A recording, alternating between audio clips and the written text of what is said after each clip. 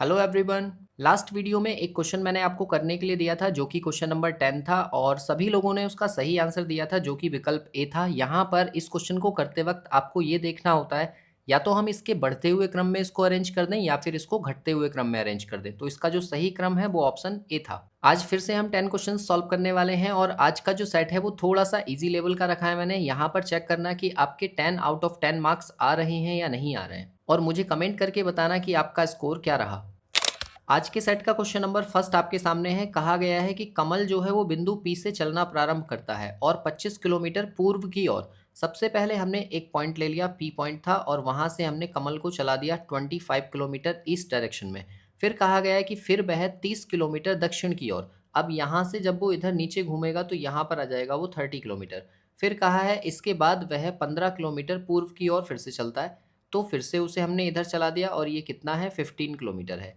फिर कहा गया है कि अब वह बिंदु P से कितनी दूर है। अब देखो यहाँ पर ना डिस्टेंस पूछ ली गई, तो डिस्टेंस आपको निकालनी होगी यहाँ से लेकर यहाँ तक की ये वाली डिस्टेंस, ठीक है। और ये डिस्टेंस निकालने के लिए इस लाइन को यहाँ मिला दो और इस लाइन को यहाँ पर मिला दो, तो ये एक राइट एंगल ट्राइंगल बन जाएगा। तो आपको ये पता है कि अगर ये डिस्टेंस 30 थी तो यहाँ पर भी 30 होगा, और ये डिस्टेंस यहाँ से 25 ये वाली और 15 ये वाली, इन दोनों को आप प्लस कर दो, तो प्लस करने के बाद में ये हो जाएगी 40। अब जैसे ही आपको पता चला कि भाई एक राइट एंगल ट्राइंगल हमें मिल रहा है जिसकी एक साइड 30 है और एक साइड 40 है, तो तीसरी साइड कितनी होगी, 50। ये आपने ट्रिपलेट से याद कर रखा है, तो इसका जो करेक्ट आंसर होगा वो होगा 50 किलोमीटर, ठीक है। अगर वो डायरेक्शन पूछता तो ये डायरेक्शन कौन सी है कि प्रारंभिक स्थान से वो कौन सी डायरेक्शन में है, नीचे मतलब साउथ, राइट साइड में मतलब ईस्ट। तो इसका आंसर हो जाएगा 50 किलोमीटर साउथ ईस्ट, ठीक है। फिलहाल इसमें सिर्फ डिस्टेंस पूछी थी इसलिए हम बी ऑप्शन मार्क करेंगे। इस क्वेश्चन से मैं आपको एक चीज़ और ज़रूर बताऊंगा कि ट्रिपलेट्स ज़रूर याद कर लो। जैसे 3, 4 और 5 की ट्रिपलेट होती है तो ये आपको याद होनी चाहिए। ऐसे ही 5, 12 और 13 की ट्रिपलेट होती है, ये आपको याद होनी चाहिए। ऐसी जितनी भी ट्रिपलेट है ना वो आपको ज़रूर से ज़रूर याद करनी है। इससे क्या होगा, जब भी आपको डायरेक्शन टेस्ट का क्वेश्चन करना होगा और अगर वहाँ पर ट्राइंगल बनता है और हमें ट्रिपलेट की ज़रूरत है तो आप आसानी से निकाल पाओगे। हालांकि इसको हम वैसे भी सॉल्व कर सकते थे कि 30 का स्क्वायर और प्लस 40 का स्क्वायर और उसे ऐड करके उसका स्क्वायर रूट ले लेते, तो यहाँ से आता 900 और यहाँ से आता 1600 और इसका स्क्वायर रूट लेते तो ये हो जाता टोटल 2500। 2500 का स्क्वायर रूट लेंगे तो कितना आ जाएगा, वो 50। ये भी आंसर सही है, बट इतनी टाइम हमें क्यों लगाना है जब हमारे पास ट्रिपलेट हमें याद है तब। इसके बाद देखिए क्वेश्चन नंबर सेकंड को, तो उसमें कहा है कि A B C D E F और जी जो है वो उत्तर की ओर मुंह करके एक कतार में बैठे हैं। और देखो फिर उसके बाद में हम इन्हें बैठाना स्टार्ट करते हैं। कहा गया है कि एफ जो है वो ई के ठीक दाईं ओर बैठा है, तो सबसे पहले मैंने क्या काम किया, ई को बैठाया कि ई अगर यहाँ पर है तो इसके ठीक दाईं ओर एफ बैठा होगा। अब दूसरा रास्ता आपके पास क्या है इसके बाद, या तो आप इनसे रिलेटेड डेटा ढूंढ लो, ये जो दोनों है, या फिर जो भी डेटा हमें मिल रहा है उसको साइड में कहीं लिखते चलो। जैसे अगली लाइन में क्या कहा है कि सी जो है वो बी और डी का पड़ोसी है। अब देखो ये कैसे कैसे बन सकता है, अगर मैंने बी और डी को ऐसे बनाया तो सी बीच में आएगा तभी दोनों का पड़ोसी होगा। और ऐसे ही इसको मैं ऐसे भी बता सकता हूँ कि डी और इधर साइड में बी बने और बीच में सी बने, तब भी ये पड़ोसी है। तो ये दोनों पॉसिबिलिटी हमारे पास है। फिर कहा गया है कि वह व्यक्ति जो डी के बाईं ओर तीसरा है एक छोर पर है, ठीक है, और ये नहीं पता कौन सा छोर है। तो हमने कहा कि डी के बाईं ओर तीसरा व्यक्ति, अगर मैं इसको देखूं तो सी पहला, ये दूसरा, और एक व्यक्ति यहाँ पर होगा तीसरा, और वो एक छोर पर है मतलब उसके इधर कोई नहीं बैठा है। ये दो व्यक्ति और ये तीसरा। अब टोटल कितने हैं हमारे पास, 1 2 3 4 5 6 7, 7 व्यक्ति हैं। तो बाकी के जो बैठे होंगे वो इधर ही साइड में बैठे होंगे, ठीक है। टोटल 7 हो गए। ऐसे ही इसमें देखो सेकंड वाले में अगर मैं ये बैठाना चाहूँ इसी लाइन के अकॉर्डिंग, तो वह व्यक्ति जो डी के बाईं ओर तीसरा है वो एक छोर पर है, तो बाईं ओर तीसरा, पहला व्यक्ति, दूसरा व्यक्ति और तीसरा व्यक्ति, ये एक छोर पर है। अगर ये एक छोर पर है तो इसके इधर कोई नहीं बैठा होगा, तो बाकी के लोग उधर ही बैठे होंगे। तो मतलब दूसरी पॉसिबिलिटी ये बनेगी 7 लोगों की, है ना। हमने इसमें भी 7 बैठा लिए और इसमें भी, दोनों पॉसिबिलिटी हम साथ में बना रहे हैं। या फिर दूसरा तरीका ये है कि आप इनसे रिलेटेड डेटा ढूंढ लो। अब इसके बाद देखो, इसके बाद कहा गया है कि ए जो है वो डी के दाईं ओर है। अगर ए जो है वो डी के दाईं ओर है तो आप इसमें से देखो कि किधर बनेगा ए। या फिर एक काम करो, उससे पहले इस वाली लाइन को पढ़ो, इस लाइन को थोड़ी सी देर के लिए स्किप कर दो। फिर कहा है ई जो है वो जी के दाईं ओर चौथा है, तो ई जो है वो जी के दाईं ओर चौथा है, मतलब पहला, दूसरा, तीसरा और चौथा। तो जी कहाँ पर होगा, यहाँ पर होगा, ठीक है। इसका दायां पहला, दूसरा, तीसरा, चौथा, चौथा ये हो गया। अब इसके बाद में आगे क्या कहा गया है, तो बताइए कि ए कौन से स्थान पर होगा। पहले हम ये देखते हैं कि हम इन तीनों में से, ये तो दो पॉसिबिलिटी हैं, तो इन दोनों में से इसके साथ में कुछ मिला पा रहे हैं या नहीं मिला पा रहे हैं। तो देखो यहाँ पर तीन प्लेस ये है ना, इसको मैं रेड से मार्क कर रहा हूँ। पहला प्लेस बी का, फिर दूसरा सी का और तीसरा ये।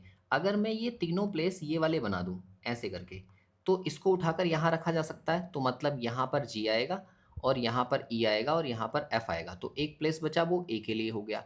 लेकिन इसमें कहा क्या गया है कि ए जो है वो डी के दाईं ओर है। तो देखो डी के दाईं ओर ही है, मतलब ये वाली पॉसिबिलिटी हमारी ठीक लग रही है ना। अब देखो कि इसे सेकंड में हम मर्ज कर सकते हैं क्या। अगर मुझे इसे सेकंड में मर्ज करना होगा, तो देखो ये तीन व्यक्ति, यही तीन व्यक्ति हो सकते हैं। तो इधर साइड में मुझे दो प्लेस और बनाने पड़ेंगे, जबकि हमसे कहा गया था कि ये लास्ट है। इसलिए ये वाली कंडीशन हमारी गलत है और इसको हमने यूज़ कर लिया किसमें, इसमें। तो हमारा डायग्राम हो गया कंप्लीट। अब हमसे पूछा क्या गया है कि बताइए ए का स्थान क्या है। तो ए एकदम दाईं ओर है, तो देखो एकदम राइट साइड में है।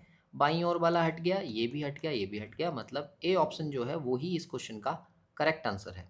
और आप इसी तरीके से इसको बना सकते हैं। इसके बाद देखिए क्वेश्चन नंबर 3 को, तो उसमें कहा है कि यदि बीते हुए कल से 3 दिन पहले। अब देखो जब भी कैलेंडर का टॉपिक आप सॉल्व करो, तो बीते हुए कल के लिए एक विषम दिन लेना है और आने वाले कल के लिए भी एक विषम दिन लेना है। तो इस क्वेश्चन को देखो कैसे हम सॉल्व करेंगे। बीते हुए कल के लिए एक विषम दिन, तो वो एक लिख लिया, और प्लस 3 दिन पहले की बात हो रही है तो 3 दिन, और इससे पहले जो था वो क्या था, वेडनेसडे था। फिर इसके बाद में कहा है तो आने वाले कल के लिए, अभी मैंने बताया आने वाले कल के लिए भी एक विषम दिन लेना है। और फिर कहा है उसके 2 दिन बाद, तो ये 2 विषम दिन और ले लेने हैं। अब इसके बाद में पूछा है कि यहाँ पर जो दिन होगा वो दिन कौन-सा होगा, आप ये बताओ। तो आपको क्या काम करना है, इन दोनों दिनों के बीच में विषम दिन काउंट करो कितने होंगे। तो 3, 2 5 और 2 7, और 7 को हम 7 से ही भाग करेंगे तो क्या आएगा, 0। अगर विषम दिन 0 आते हैं तो जो दिन है वही दिन आएगा, है ना? और अगर विषम दिन प्लस के आते हैं तो उतने ही दिन हम आगे बढ़ा देंगे। अब क्योंकि दिन के आगे की बात हो रही है तो प्लस का आएगा। अब फिलहाल तो ये 0 है, 0 का मतलब वेडनेसडे ही, तो वेडनेसडे ही इसका आंसर हो जाएगा, यानी कि ऑप्शन ए जो है वही इसका करेक्ट आंसर है। इसके बाद देखिए क्वेश्चन नंबर 4 को, तो यहाँ पर आपसे कहा है कि 14 है, 10 है, फिर 4 है और फिर 16 है और फिर 8 है, ठीक है। यहाँ पर हमें साइन चेंज करने हैं। देखो माइनस की जगह पर इंटू लगाना है, तो हमने यहाँ इंटू लगा दिया, और फिर इंटू इंटू की जगह पर प्लस लगाना है, तो हमने यहाँ पर प्लस लगा दिया। ये जो साइन है ये डिवाइड का साइन है, डिवाइड की जगह पर हमें क्या लगाना है, डिवाइड की जगह माइनस लगाना है, तो यहाँ हो गया -16, और प्लस प्लस की जगह पर हमें डिवाइड लगाना है, तो यहाँ पर हो गया डिवाइड। आपको क्या करना होता है, यहाँ से पहले इसके साइन चेंज करने हैं और फिर बोर्ड मास रूल की हेल्प से इसे सॉल्व कर देना है। तो देखो हम मल्टीप्लाई और डिवाइड एक साथ करेंगे। यहाँ से अगर इसकी मल्टीप्लाई करें तो ये 140 आएगा, ठीक है, +4, और यहाँ से इसको अगर हम डिवाइड करें तो यहाँ से आएगा -2। अब इसमें से 2 माइनस कर दिया तो ये कितना आ जाएगा, ओवरऑल 142, और 142 हमें कौन से विकल्प में दिख रहा है, बी में। तो इसका जो सही आंसर है वो बी ऑप्शन है। इसके बाद देखिए इस क्वेश्चन नंबर 5 को, इसमें कहा गया है कि एक पुत्र और उसके पिता की आयु का योग कितना है, 40 वर्ष है। मतलब फादर का और सन का दोनों का जो एज का सम है वो कितना है, 40। कहा है 16 साल के बाद में पिता की आयु पुत्र की आयु की 2 गुनी हो जाएगी। अब देखो यहाँ से 16 साल के बाद में जाएंगे, तो फादर और सन की एज में जो रेशियो दिया है वो कितना है, दिया है 2:1। तो पूछा है कि इस समय पुत्र की आयु कितनी होगी। अब आप एक बात सोचो, इस समय दोनों का सम कितना दे रखा है, 40। अगर हम 16 साल के बाद की बात करेंगे तो 16 साल ही तो पिता की एज में प्लस होंगे, है ना, +16, और 16 साल ही इसमें प्लस होंगे तो +16। 16 और 16 32, और आपको 40 में 32 साल प्लस करने हैं, तो ये हो जाएंगे 72 ईयर्स। और ये जो 72 ईयर्स है ये 16 साल बाद की एज का सम दिया हुआ है। अब आप ये देखो कि हमने यहाँ पर 2 और 1 लिया था, तो यानी कि 3 यूनिट था। ये 3 यूनिट कितने के बराबर है, 72 के। तो आप यहाँ से 1 यूनिट की वैल्यू निकाल सकते हो 3 से इसको डिवाइड करके, तो कितना आ जाएगा, ये 24। मतलब 1 यूनिट 24 साल के बराबर है, तो 2 यूनिट 48 साल के बराबर होगा। अब हमसे पूछा क्या गया है, हमसे पूछा है पुत्र की आयु इस समय, मतलब वर्तमान वाली। तो ये जो पुत्र की आयु थी वो 24 थी। इस 24 में से मैं 16 माइनस कर दूंगा, क्योंकि हमें 16 साल पहले की बात करना है ना। तो ये माइनस हो जाएगा, तो यहाँ से कितना वर्ष बचेगा, 8 साल। यानी कि सी ऑप्शन जो है वो इस क्वेश्चन का करेक्ट आंसर है। अब कोई व्यक्ति कहे कि इसको हम ऑप्शन से भी तो सॉल्व कर सकते हैं, तो बिल्कुल आप सॉल्व कर सकते हो। तो आपको एक एक करके ऑप्शन सेटिस्फाई कराने पड़ेंगे। जैसे एग्जांपल के लिए अगर मैं question number option number C को यहाँ से उठाता हूँ, तो हम क्या कहेंगे कि भाई 40 साल एज थी, 40 में से मैंने 8 माइनस कर दिया, है ना। तो अगर एक की एज 8 साल है तो दूसरे की कितनी होगी, 32 साल। अब आपको ये देखना है कि 16 साल के बाद में मतलब इसमें भी 16 जोड़ेंगे और इसमें भी 16 जोड़ेंगे। तो ये जो है ना एक दूसरे का कितना गुना होना चाहिए? 2 गुना होना चाहिए। तो देखो यहाँ से आएगा 48 और यहाँ से आएगा 24।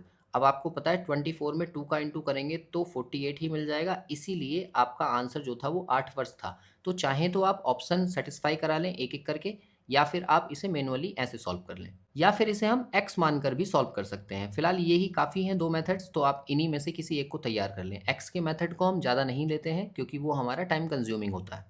इसके बाद देखिए क्वेश्चन नंबर 6 को, तो उसमें कहा है कि दी गई आकृति में कुल कितने त्रिभुज हैं। अच्छा, एक चीज़ ध्यान देना, यहाँ पर स्टार लगा लो क्वेश्चन में। कई बार क्या होता है कि ये वाली फिगर आपने देखी तो है और आपको पता है कि इसमें ट्राइंगल काउंट करवाते हैं, लेकिन वो क्या काम करते हैं कि यहाँ पर त्रिभुज की जगह पर सीधी रेखाएँ लिख कर दे देता है, और सीधी रेखाएँ काउंट करने के चक्कर में आप इस सवाल को कर लेते हो गलत, है ना? तो आप ये ध्यान रखना, क्योंकि हमें काउंट करनी होती हैं सीधी रेखाएँ और हम बता देते हैं कि ट्रायंगल कितने हैं। तो इसलिए ऊपर लिखे हुए प्रश्न को अच्छे से पढ़ें कि हमसे पूछा क्या गया है। फिलहाल इसमें पूछा गया है ट्रायंगल। तो मैं आपको बताऊँ, देखो, ये इस तरीके की शेप है, ये सिंपल है, और फिर इसके बाद में अगर इस शेप को मैं आगे बढ़ा दूँ इस तरह से, तो ये ऐसे बनेगी। तो आप ध्यान दो कि इसमें 2 बेस आ गए। 2 बेस मतलब एक बेस ये है और दूसरा बेस ये है, ठीक है? अगर मैं इसको और नीचे एक्सटेंड कर दूँ, तो ये इस तरीके से एक्सटेंड होगा ऐसे करके। ये इसको हम आगे बढ़ा देंगे, इस तरह से ऐसे, ठीक है? तो अब जो है इसमें कितने बेस हो गए? ये नंबर 3, ये तीसरा बेस है। पहला बेस, दूसरा, ये तीसरा।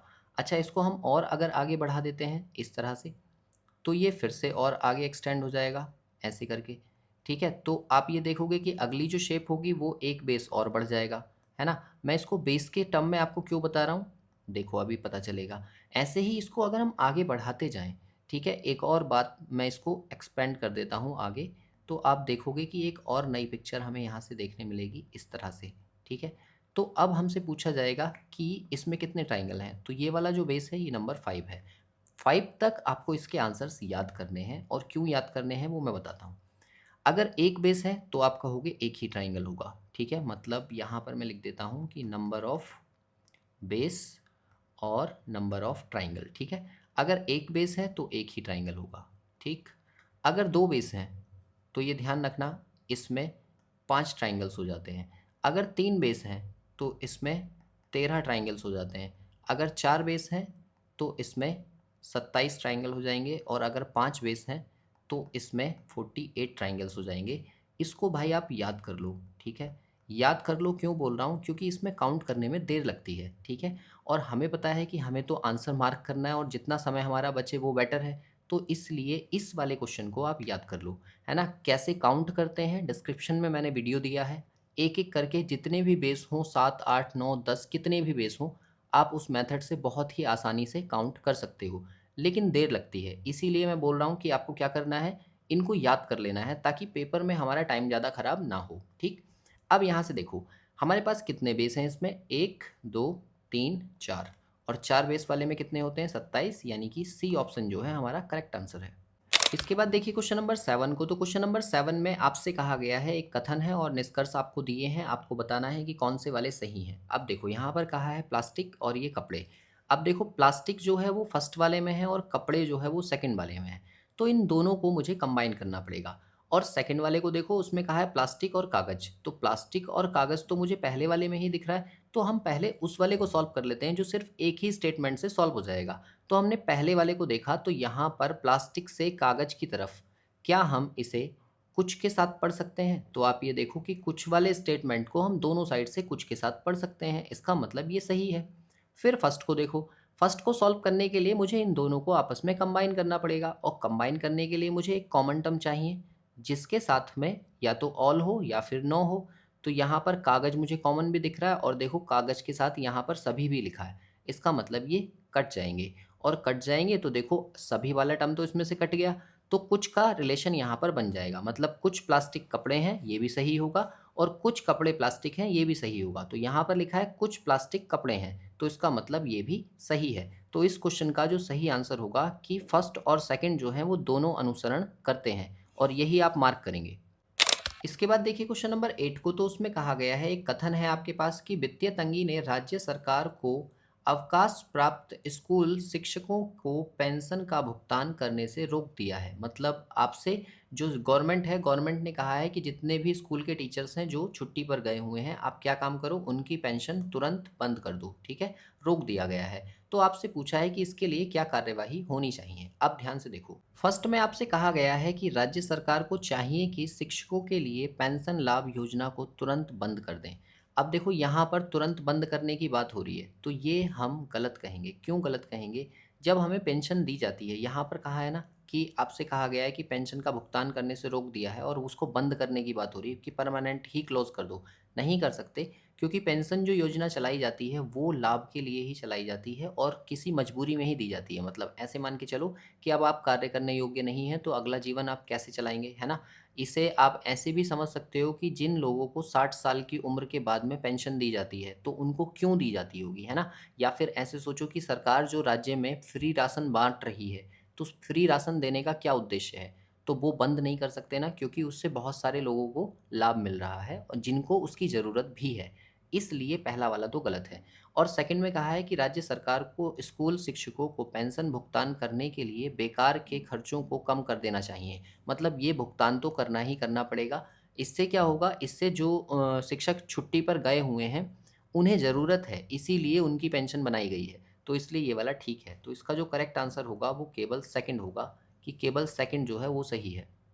इसके बाद देखिए क्वेश्चन नंबर 9 को। तो क्वेश्चन नंबर 9 में आपसे कहा है कि विषम का चयन कीजिए। इन चारों में से कौन-सा डिफरेंट है? तो आपको पता है कि अजमेर को छोड़कर बाकी के जो तीनों हैं, चेन्नई, लखनऊ और मुंबई, ये भारत के राज्यों की राजधानियाँ हैं, जबकि अजमेर जो है वो राजस्थान का एक शहर है। इसलिए डी ऑप्शन जो है वो इसका करेक्ट आंसर है।